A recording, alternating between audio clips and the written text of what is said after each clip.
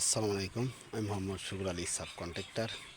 আমি একটি পেজ চালাই, শুকুর আলী পেজ। ভিডিওগুলো করাবো, প্রত্যেকটা বিল্ডিংয়ে আপনাকে আমি দেখাবো কীভাবে কাজগুলো করি। এটা একটি মাস্টার বেডরুম, এটা সিঁড়িঘর, আর একটি মাস্টার বেডরুম।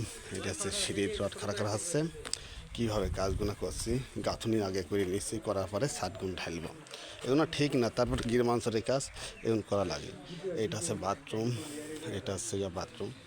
বাথরুমে অনেকেই এই ঢালাই গুণ যদি থাকেন, এই ঢালাই গুণ দিনে মজবুত হবে। এখানে দেখছেন কিচেন রুম, কিচেন রুমের রড সাজানো হচ্ছে। এখানে আছে রুম আছে, মোট 5টা আছে। 1600 থেকে 1700 স্কোয়ার বিল্ডিংটা হবে। কীভাবে কাজগুলো আমি করে থাকি আর নিয়মিত আমি ভিডিও ছাড়ি।